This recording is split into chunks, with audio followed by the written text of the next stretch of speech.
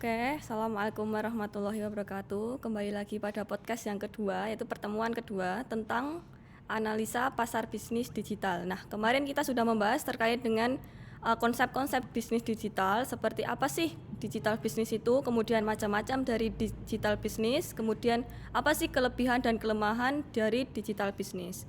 Nah, sekarang pertemuan kedua ini kita fokusnya ke analisa pasar digital bisnis. Nah, di sini dalam berbisnis itu uh, kita tuh tidak bisa istilahnya tidak mungkin bisnis itu menurun. Nah, dengan adanya teknologi, bisnis itu akan selalu berkembang. Oleh karena itu, kita kaum milenial, kemudian Gen Z yang mempunyai pikiran inovatif itu diajak untuk berbisnis, untuk menjadi wadah atau entrepreneur wirausaha untuk membuka lapangan pekerjaan orang lain. Nah, di sini dalam ekonomi digital di Indonesia ini populasinya sebenarnya sangat banyak sekali. Kaum urbannya ada 51%, kemudian ruralnya ada 49%. Nah, kemudian untuk yang aktif sebagai pengguna internetnya itu sebesar 28% dari total jumlah keseluruhan penduduk di Indonesia. Kemudian ada yang aktif sebagai menggunakan sosial media itu sebesar 28% dari atau 72 million atau juta orang di Indonesia ini. Kemudian ada pengguna dari mobile phone atau HP itu ada sebesar 308,2 juta orang dari jumlah total keseluruhan rakyat Indonesia. Kemudian ada pengguna mobile sosial media sebesar 24%. Nah, dari pengguna ini kalau di persentase itu sebesar 30% itu dari rakyat Indonesia yang berumur mungkin bisa jadi di bawah 15 tahun, dan 50% itu sendiri itu untuk yang berumur sekitar bisa jadi 30 tahun ke bawah. Kemudian, nah di sini ada penjelasan di mana Indonesia itu memiliki potensial ekonomi yang sangat besar di masa yang akan datang. Nah, usia produktif penduduk Indonesia itu sebagian besar itu merupakan usia produktif di mana sekitar 50% itu berusia di bawah 30 tahun, kemudian 30% di antara penduduk Indonesia itu masih di bawah 15 tahun. Di mana ini itu menjadi hal yang menarik ketika kita berbicara tentang masa depan, maka Indonesia itu berada di tangan penduduk yang masih produktif.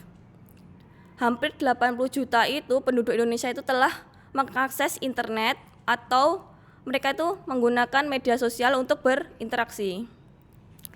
Interaksi untuk terhadap sosial maupun untuk pekerjaan. Kemudian di mana hal ini itu mengartikan bahwa terdapat perubahan tren penduduk Indonesia dalam mengonsumsi media atau informasi. Nah, di sini dalam berbisnis ini biasanya pemerintah itu menyediakan bantuan-bantuan seperti untuk UKM dan lain-lainnya. Nah, di sini jumlah UKM di Indonesia itu 0,01% itu merupakan usaha yang besar, kemudian 0,09% itu usaha menengah, kemudian 1,11% itu usaha kecil, kemudian selanjutnya itu 98,79% itu usaha kecil juga. Nah, ini biasanya adalah startup yang baru dirintis oleh anak-anak muda zaman sekarang. Nah, yang kedua itu UKM sendiri itu menyerap sebesar 97,16% tenaga kerja, di mana UKM sendiri menyumbang 59,08% dari PDB. Nah, data ini menunjukkan bahwa UKM itu merupakan salah satu sektor ekonomi yang penting di Indonesia. Lebih dari 90% UKM itu masih berskala mikro, sehingga mempunyai arti kecil dalam skala modal maupun pengembangan bisnis sendiri. Kemudian UKM sendiri itu merupakan sektor yang menyerap lebih dari 90% penyerapan dari tenaga kerja, sehingga UKM itu perlu dipertimbangkan menjadi salah satu tulang punggung perekonomian nasional. Nah, di samping itu, karakteristik dari UKM juga mewakili karakter masyarakat Indonesia pada umumnya yang bersifat komunal atau berkelompok dan bermasyarakat dan lainnya. Nah, di sini sehingga untuk berbisnis kita tidak hanya kompetitif di lokal saja atau di regional Indonesia saja, tetapi bisa di internasional seperti di kawasan ASEAN. Nah, tujuannya itu untuk menghadapi persaingan dagang kawasan global. Nah, peluangnya dengan kita melakukan kompetitif di kancah internasional, peluangnya itu yang pertama itu kesempatan untuk memasuki pasar baru. Kemudian tantangannya, nah tantangan bagi produk baru atau UKM ini atau usaha kecil yang baru dirintis itu untuk memperbaiki kualitas mutu produk untuk bersaing di pasar dunia. Nah, ini ada data dari penjualan online di Indonesia. Nah, dari tahun ke tahun itu mengalami peningkatan. Nah, tahun 2020 sendiri ini peningkatannya sangat signifikan. Nah, untuk bisa menjadi seorang bisnis itu tidak main-main ya tidak main-main. Nah, pembisnis yang handal itu syarat utamanya itu Anda harus bisa melakukan analisa pasar yang baik dan tepat. Nah, banyak orang yang mengatakan bahwa analisa pasar merupakan salah satu bagian penting dalam manajemen pemasaran atau marketing. Dengan melakukan analisa pasar yang baik dan tepat, Anda akan lebih bisa memahami keadaan pasar yang sesungguhnya, sehingga strategis yang dilakukan untuk memasarkan produk bisnis yang Anda miliki atau akan Anda lakukan itu akan berjalan lebih baik, sehingga keuntungan yang akan Anda dapat nanti akan semakin tinggi dan meningkat. Nah, dalam penentuan target pasar ini itu juga sangat diperlukan dalam analisa pasar. Karena apa? Karena perusahaan yang tidak dapat melayani seluruh konsumen atau pembeli yang ada di pasar, nah di mana pembeli yang ada terlalu banyak, itu dengan kebutuhan dan keinginan yang beragam dan bervariasi, perusahaan harus mengidentifikasi bagian pasar mana yang akan dilayaninya sebagai target pasar. Demikian, untuk bisnis yang ingin sukses itu akan berpengaruh terhadap seberapa baik dan tepat analisa pasar yang akan dilakukan. Nah, untuk melakukan analisa pasar di sini ada beberapa tahap. Yang pertama yaitu menentukan pasar yang relevan, kemudian menganalisa permintaan primer, yang ketiga adalah menganalisa permintaan selektif, yang keempat yaitu menetapkan segmen pasar, yang kelima menganalisa persaingan, yang keenam adalah identifikasi target potensial. Yang pertama yaitu menentukan pasar yang relevan, di mana dalam melakukan analisa pasar, langkah pertama yang harus dilakukan yaitu memahaminya atau mengetahui bagaimana pasarnya terlebih dahulu. Nah, umumnya itu terdapat banyak jenis produk yang diminati oleh konsumen untuk memenuhi kebutuhannya. Nah, sebagian ini produk yang ada di pasar ini memiliki alternatif lain. Nah, misalnya kalau sekarang yang sudah berjalan misalnya ada Gojek, misalkan kita tidak merasa puas dengan Gojek, kita ada alternatif lain yaitu Grab, atau ada lagi yang bisa digunakan yaitu Maxim dan lainnya. Nah, itu adalah contoh dari macam dari digital bisnis terkait dengan jasa online. Kemudian yang kedua adalah menganalisa permintaan primer. Nah, dari contoh yang tadi yaitu Gojek atau Grab tersebut, Anda bisa melakukan analisis terhadap konsumen tersebut. Nah, apa sih faktor yang dapat menjadikan mereka memilih salah satu transportasi tersebut? Nah, kalau kaum mahasiswa sih biasanya dilihat dari ada nggak sih promonya yang besar yang mana, Gojek atau Grab gitu.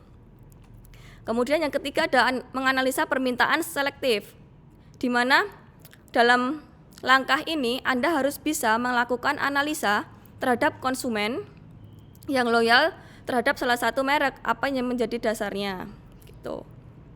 Kemudian yang keempat yaitu dalam melakukan analisa pasar itu harus bagaimana kita menetapkan segmen pasarnya. Jadi jika semua data terkait dengan pasarnya itu sudah terkumpul, Anda hanya perlu mengelompokkan konsumen kepada segmen-segmen yang sesuai. Nah, segmen-segmen ini maksudnya yaitu langkah yang digunakan untuk membagi pelanggan Anda menjadi beberapa segmen. Contohnya kamu bikin bisnis ini tuh untuk siapa? Untuk usia berapa? Apakah untuk anak muda, remaja, dewasa atau orang tua? Kemudian gaya hidup yang bagaimana? Yang high class atau low class atau campuran dan lain-lainnya. Kemudian yang kelima yaitu menganalisa persaingan, di mana pada langkah ini Anda bisa membandingkan tingkat persaingan terhadap produk yang Anda miliki, yang nantinya produk Anda ini tidak akan kalah saing saat berada di pasaran. Dalam artian, dalam membangun produk ini, kalian harus atau teman-teman harus mempunyai inovatif atau inovasi yang tinggi. Jadi istilahnya itu up to date akan produk Anda gitu. Nah, yang terakhir yaitu langkah yang keenam yaitu adalah identifikasi target potensial, di mana apabila langkah yang pertama sampai kelima sudah dilakukan, maka langkah terakhirnya adalah mengidentifikasi konsumen yang potensial. Artinya targetnya itu harus spesifik. Contohnya, misalkan anak muda, produk ini akan dijual untuk atau ditujukan untuk siapa? Contohnya anak muda umur 17 sampai 20 tahun yang suka hobi makan atau main atau berbelanja. Kalau Anda membuat produk seperti makanan atau pakaian atau yang lainnya. Jadi target potensial ini Anda harus spesifik. Selain di pasar seperti usia, kemudian lifestyle atau gaya hidupnya, Anda juga harus fokusnya ke targetnya langsung, spesifiknya kepada siapa gitu. Kemudian selain langkah-langkah dalam menganalisa pasar, juga ada apa sih manfaat yang kita dapat kalau kita itu menganalisa pasar dalam melakukan bisnis. Yang pertama, kita mendapatkan konsumen. Nah, konsumen ini kita sudah tahu konsumennya kita siapa. Nah, di sini nanti dengan konsumen yang kita dapatkan, nah konsumen ini bisa jadi pelanggan tetap atau loyal terhadap produk kita karena cocok dengan produk yang Anda tawarkan. Kemudian yang kedua adalah melihat persaingan. Kemudian yang ketiga adalah memanfaatkan peluang yang ada, kemudian mengurangi resiko, menjadi tren bisnis, kemudian mendapatkan keuntungan dengan cepat karena produk Anda ini mungkin produk yang baru dan Anda sebelumnya sudah melakukan analisa pasar tersebut. Nah, sekian untuk pertemuan kedua. Apabila ada pertanyaan bisa langsung didiskusikan di sistem maupun di grup yang sudah kita buat. Nah, sekian presentasi dari saya. Wassalamualaikum warahmatullahi wabarakatuh.